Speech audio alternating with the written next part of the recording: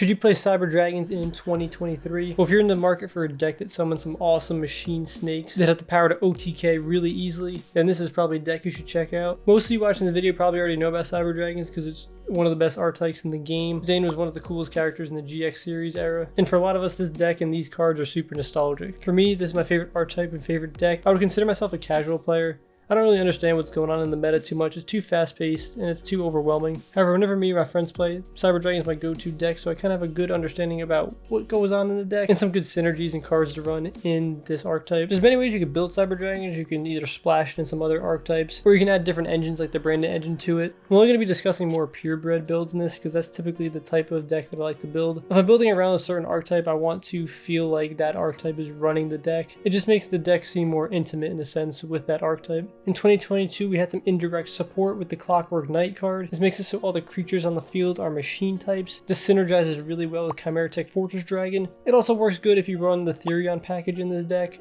I do not do that because I don't feel like spending the money for the cards. I just don't play the game enough to justify it, but you can easily run the Therion engine and make this deck a little bit more competitive. Cyber Dragons is an incredibly cheap archetype to start playing right now. I have a budget deck tech on the channel if you want to check it out. I'll leave links in the description. And if you want to spend some extra money, you can obviously add some really expensive staple cards, or you can just deck it out with some spicy ulti rares. For those who don't know, Cyber Dragons is a going second deck. You typically never want to go first with this because your deck just doesn't behave like that, but you build the deck specifically to go second, which in my opinion makes it more consistent and optimal. If you know you're going second, you're going to run a lot of board breakers. But anyway, let's head on over to the table. I want to show you guys what my current deck looks like and probably some other options and stuff to consider. Typically for all my Cyber Dragon builds, I'll have at least 2 Cyber Dragons.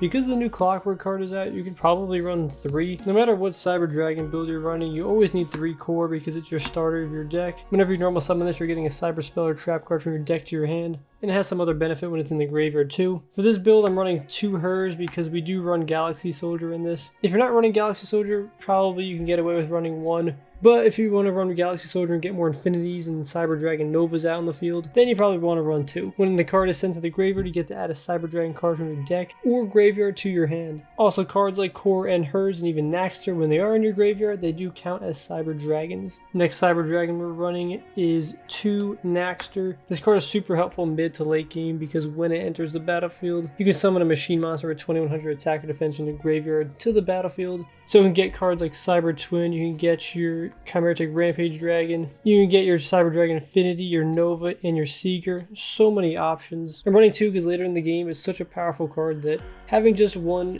isn't enough, especially if you draw it too early. But I find 2 to be pretty appropriate. The last Cyber Dragon technically card we have is Veer. I just realized I'm sorry, I'm pronouncing all these cards wrong. I forgot the actual pronunciation, but I apologize. Whenever you summon a Cyber Dragon, if this card's in your hand, you get to special summon it, and it's going to boost your Cyber Dragons by 500 attack and defense. It's a nice card as a one-up just to kind of flavor, spice things up. We're running 1 Cyber Dark Chimera. What this card does is it's going to allow us to OTK and get Power Bonds to our hand. I love Power Bond. It's probably one of the coolest spell cards in the game, but by simply adding 1 Chimera, we can search it out and go through this long kind of combo and get our Power Bond to our hand, and then OTK that turn. This card's great because if we do search Power Bond successfully, it's going to allow us to banish cards from our graveyard to allow us to fusion summon. Next up, we're running 1 Eltanin.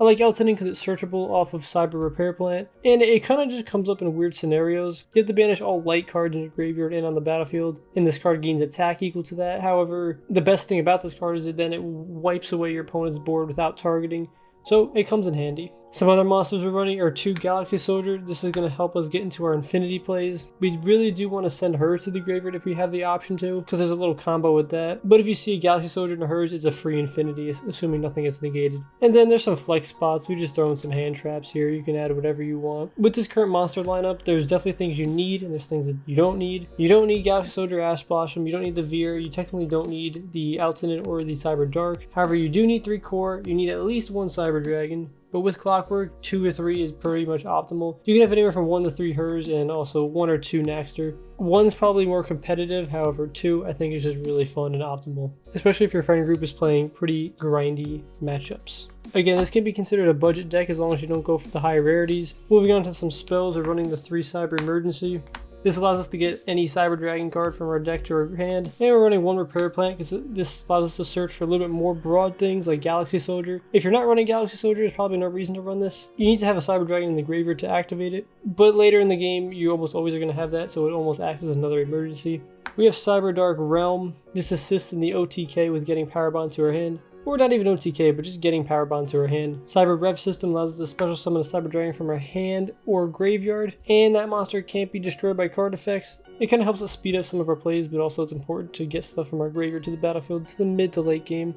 As a reminder, Cyber Dragon Core can search out any of these cards. As long as Cyber is in the name, Cyber Dragon Core can get that to her hand. For some other cards, we're running 2 Power Bond. You need at least 1 if you are going the Power Bond build, which I highly recommend if you like Cyber Dragons because it's so fun and it gets very explosive. You get some pretty nice monsters out in the field. You definitely need 1 obviously, but I think 2 is important because if something happens to the first one or you draw it, you can't activate Chimera's effect to then banish from the graveyard. So 2 just ensures it's not going to happen. Also, you can just cast Power Bond kind of whenever. You don't really need things in the graveyard to do so. If you're playing Cyber Dragons, you need at least a Power Bond in the deck. I'm running a Super Poly, so this is a little bit of a spicy flex pick. You definitely don't have to do this. I actually don't recommend it, but I'm trying it out with my friend group, just seeing where it goes. Clockwork Knight makes it so all cards in the field, or all monsters in the field, are machines. So if I have a Cyber Dragon out and I play Super Poly, I can summon Cyber Dragon Eternity by wiping away all my opponent's monsters. So next up, we are running the Clockwork Knight, obviously, because the card is just awesome. It definitely fits very well in Cyber Dragon decks because of Chimera Tech Fortress Dragon. It's also going to give us a 1,000-point swing, so all of our machines are getting plus 500, all of our opponents are losing 500. And again, if you want to run some Therion cards, this card definitely works well with it. I do have 1 Pot of Prosperity. If you have like 2 or 3 of these, I definitely would run more, but it's kind of expensive and I'd rather buy some other cards.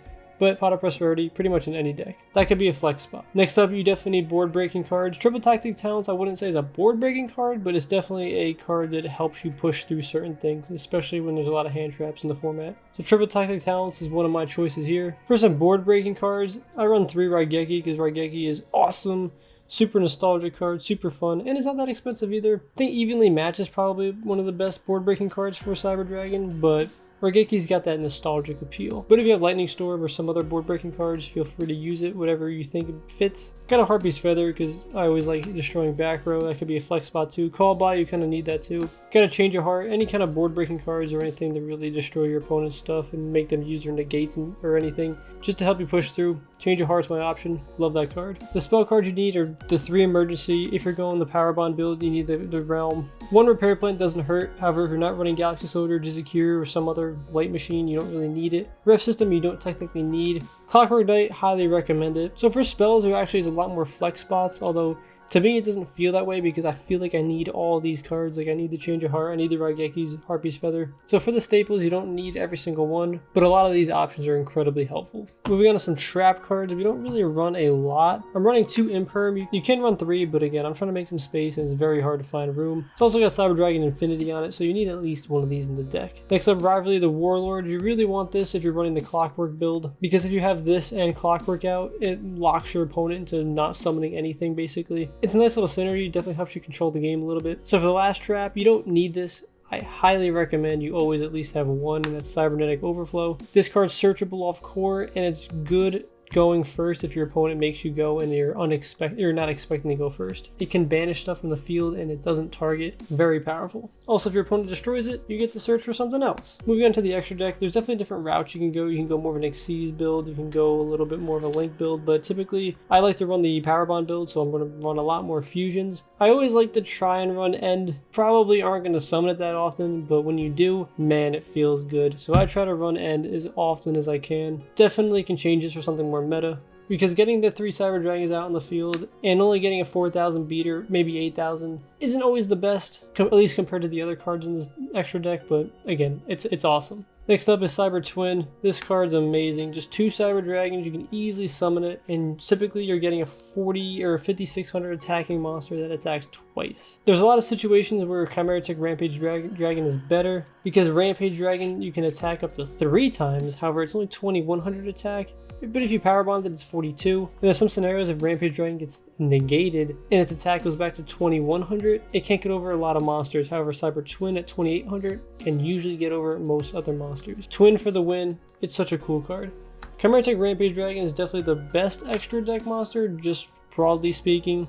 Can attack up to 3 times, send stuff to the graveyard, pops things in the field. Definitely probably the best card in the extra deck. And you only need 2 monsters to fusion summon it. Next up, we're running 2 Fortress Dragon. If you're running the Clockwork build, you need 2, maybe 3. But if you're not running Clockwork, typically 1 is fine. You can contact fuse with your opponent's board and just remove some stuff. And then you got the Mega Fleet. You need 1, typically 2 though I like to run. This gets rid of things in the extra monster zone. It's a pretty good card to have. So next up is Cyber Eternity Dragon. This card's got a lot of effects on it, but the main thing is if it's on the field and you have a fusion machine in your graveyard, your opponent can't destroy this at all basically. And if this is in your graveyard, you can banish it. And for the rest of that turn, your opponent can't target any fusions you have. And those cards can't be destroyed by your opponent's card effects. It's not a quick effect though, just keep that in mind. Moving on to some Xyz monsters, we run 1 Infinity and 1 Nova. It's probably better to run like at least 2 Nova or 2 Infinity depending on the meta. I think right now there's some stuff going around, so you typically want to run 2 of each. But again, I'm not really too up to date on that. 1 of each I think works well for me. I don't have that many ways of summoning it. I do run a Zeus too because this card's pretty fun.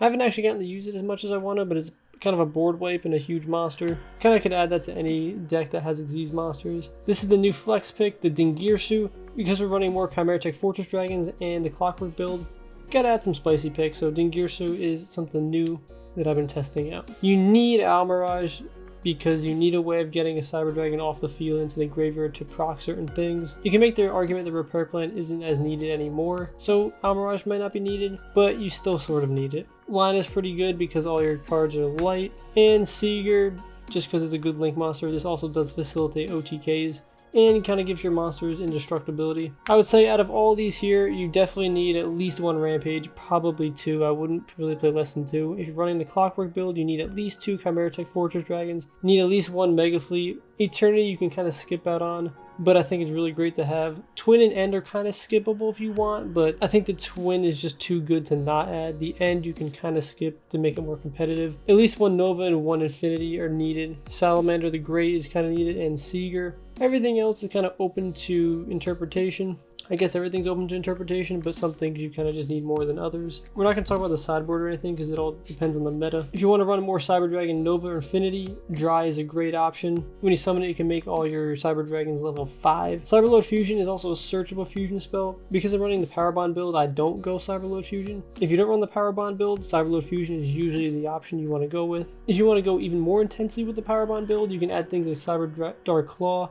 I haven't been doing that recently because I don't think it's really needed. However, it's still an option if you wanted to go that route. There's also trap builds of Cyber Dragons. I haven't had too much success with that, and I don't think it's as fun, but you can still do some pretty good work with those. Just because Cyber Dragon isn't necessarily the best deck to play right now doesn't mean you shouldn't play it. In my opinion, Yu-Gi-Oh! Is the most fun when you're playing with the cards you really want to play with. And for me, Cyber Dragons gives me that really awesome, kind of nostalgic, fun feeling. And I keep chasing that, that's why I keep coming back to Cyber Dragons. I would never be afraid to play with the deck or archetype that you really want to play with. But yeah, I would obviously consider playing Cyber Dragons in 2023, even 2024. I don't know what it's going to be like, but who cares? The deck's awesome, the cards are fun. I would say the archetype is pretty good. It's definitely not great or amazing compared to what is currently out there. So if you take this deck to a sweaty locals or some tournament, you're probably not going to have fun. However, if you're playing this with friends, definitely a deck you should play. Hope you enjoyed the video. Stay tuned for some more Cyber Dragon stuff, but I guess some other Yu-Gi-Oh content too. I'm trying to mix it up a little bit, but Cyber Dragons is like all I know. Take care, everybody.